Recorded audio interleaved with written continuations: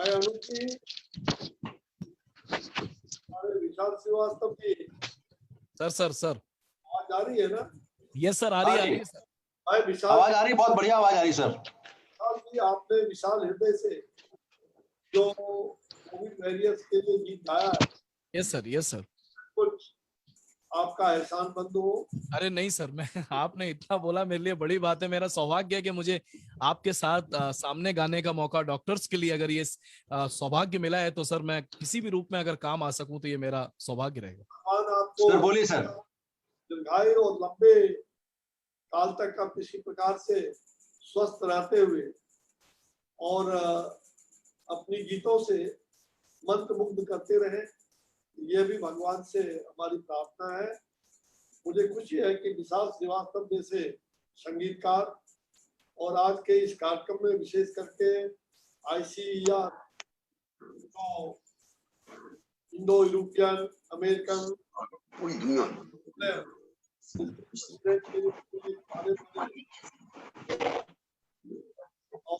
बहुत ही professor doctor विवेक गुप्ता जी, उन्होंने मुझे आज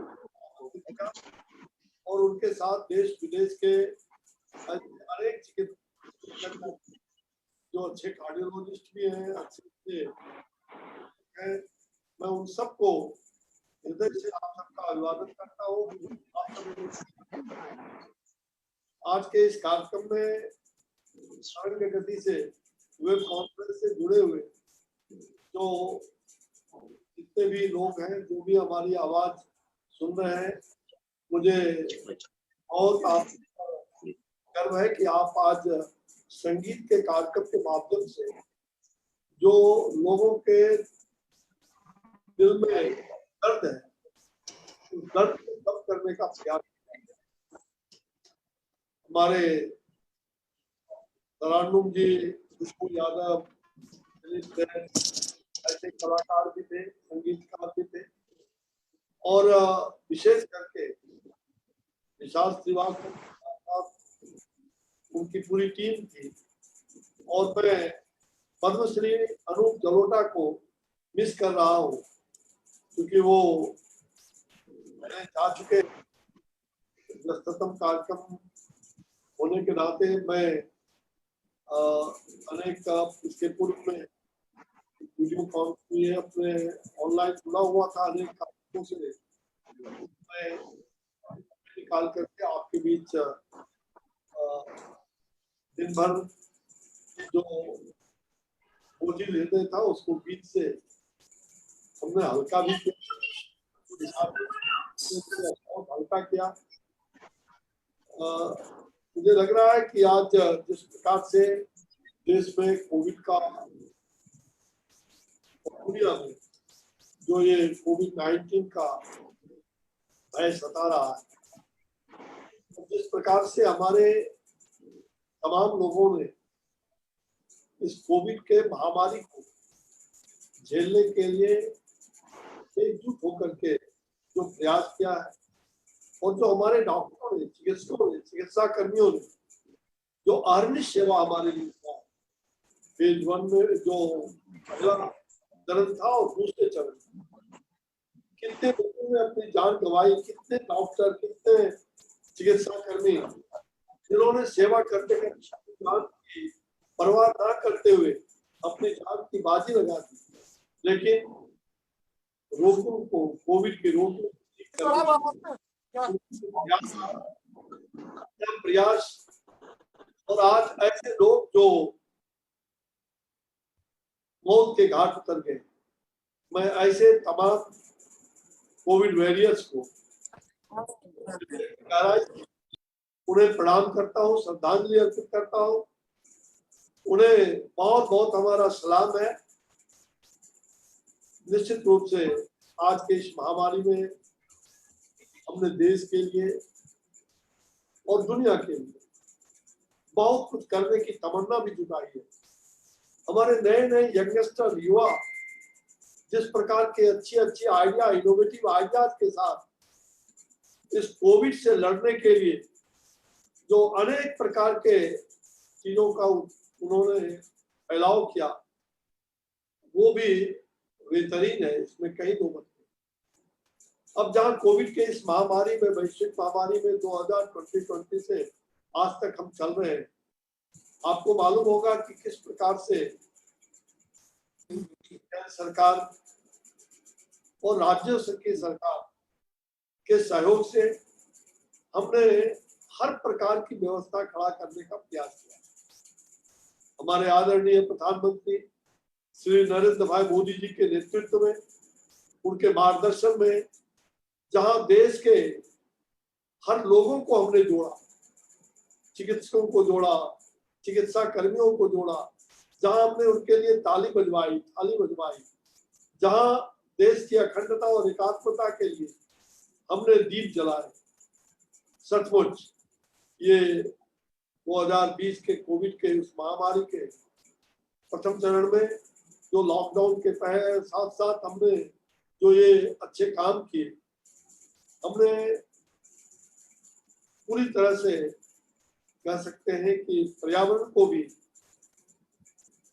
जो गाड़ियां चलती थी, जो हर प्रकार के दिल्ली और कई राज्यों में, देशों में, देश के कई बड़े बड़े शहरों में, तो निश्चित रूप से उस लॉकडाउन में पर्यावरण का वह संतुलन हमने देखा है। विवेक गुप्ता सर ने एक वेबिनार, जंगलों से हाथी बाहर आकर के और चंडीगढ़ के सड़क पर घूमते हुए दिखाई पड़े मस्त रूप में, उस कोविड के कालखंड में आपने उसको भी देखा। मुझे लग रहा है कि आज जो ये वैश्विक महामारी है, इससे लड़ने के लिए ईश्वर हमें क्षमता दे, हमें शक्ति दे, और इसी शक्ति और ऊर्जा को हम कैसे आगे बनाए रखें।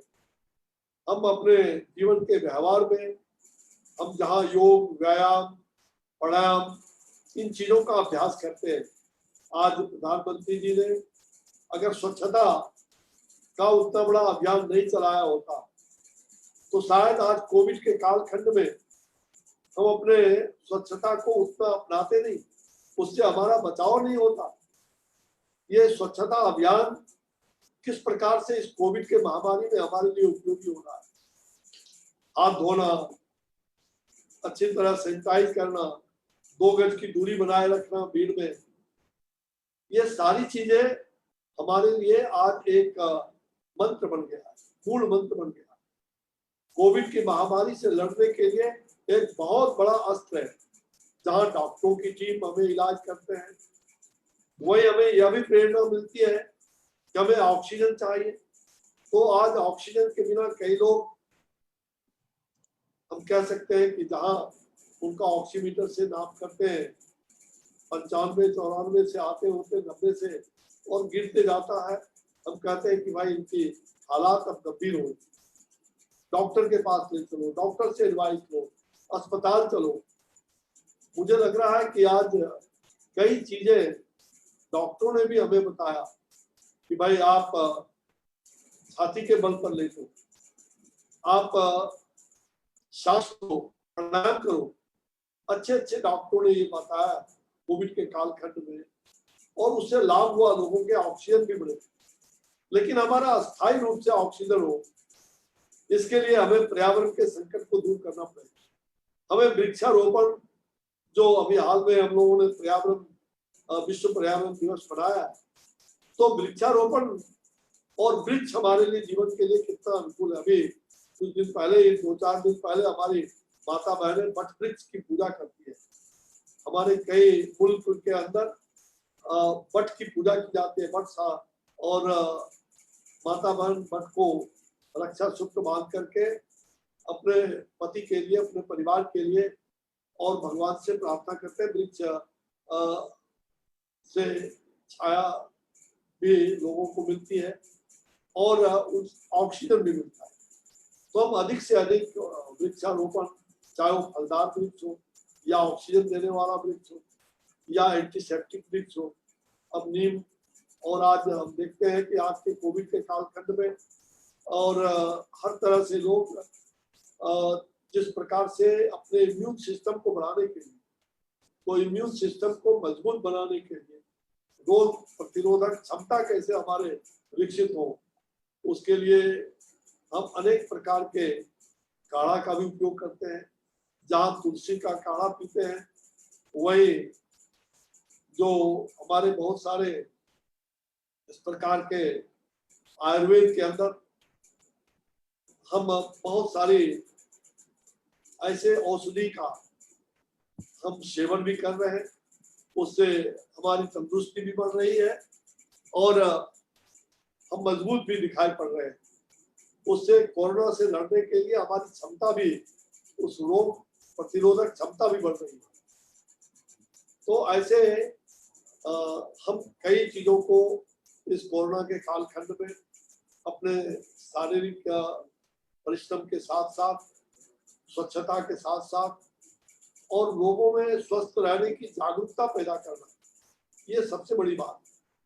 हेल्थ अवेयरनेस और स्वस्थ मन से हमारा कोरोना के कालखंड में लॉकडाउन में हुआ, अनलॉक हो रहा है, तो मानसिक स्थिति भी हमारी बहुत ही कई तरह से, बच्चों का हो, बड़ों का हो, परिवार के घर में रहते रहते उसकी मानसिक कई प्रकार के संकट भी आ जाते हैं।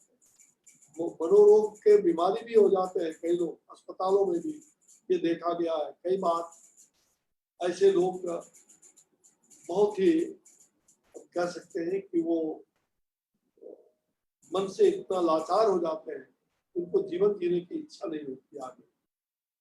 इसलिए हमारे लिए आवश्यक है कि कोविड के इस कालखंड में हम जहाँ दैनंदिन जीवन को अपने दिनचर्या के हिसाब से खान पान, रहन, हर प्रकार की चीजों को जहाँ हम ठीक से चलाएं। कहते हैं कि जिस प्रकार का हम खाना खाएंगे, जैसा अन्न वैसा मन, ये हमारे यहाँ शास्त्र में कहा गया है। आत्मशुद्धि, जो आत्मशुद्धि के लिए आहार शुद्ध हो, आत्मशुद्धि, आहार अगर शुद्ध खाया जाए तो आत्मा की भी शुद्धि उसमें होती है। और इसलिए हमें अच्छा खाना कैसा हो सकता है, हम गरीब हो या अमीर, हम ऋतु के अनुसार से, हमारे यहाँ यह भी कहा हित भूखा मित भूखा ऋतु भूखा, और डॉक्टर भी कहते हैं भाई अपने जो आपको अच्छा लगे वही खाओ, हित के अनुसार से, अपने ऋतु के अनुसार से फल सब्जी साग ये खाओ, और मित भूखा कम खाओ। डॉक्टर बराबर कहते हैं कि भाई एक रोटी कम खाओ भूख से, ये बहुत बड़ी बात है। इसलिए हम पुरानी बातों को भूल जाते हैं। हमारे पूर्वजों ने जो कहा, हमारे पुरखों ने जो कहा, हम शायद उसको आज कहते हैं कि वो बेकार है, ऑर्थोडॉक्स। हम ऐसे चीजों को, पुरानी बातों को याद रखें, हम पूर्वजों की बात का ख्याल रखें, तो आगे हमें जीवन में तकलीफ कम होगी। आज इस महामारी में जहाँ एक तरफ हनुमान जी का संजीवनी बूटी हमारे लिए वैक्सीन है, बड़े पैमाने पर आज 25 करोड़ से भी ज्यादा वैक्सीन देश में लोगों का हमने टीकाकरण करने का काम किया है। 18 साल से ऊपर, जहाँ हम शुरुआत के दौरे में 60 साल, फिर 45 साल, और फिर अब 18 साल से ऊपर के लोग, ऐसे युवा नौजवान सब लोगों को टीकाकरण के लिए हम प्रोत्साहित कर रहे हैं। सरकार के स्तर पर भी टीकाकरण का आपने देखा कि प्रधानमंत्री जी ने अपने संदेश में 21 जून से ऐसे 18 से 44 साल के उम्र के युवाओं के लिए उन्होंने टीका मुफ्त कर दिया।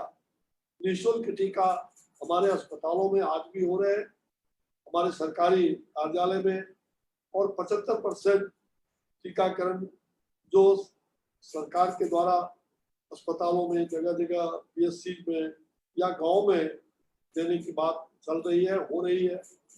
हम उसका लाभ उठा रहे हैं और सचमुच में ये संजीवनी बूटी का काम कर रहा है। आपने देखा कि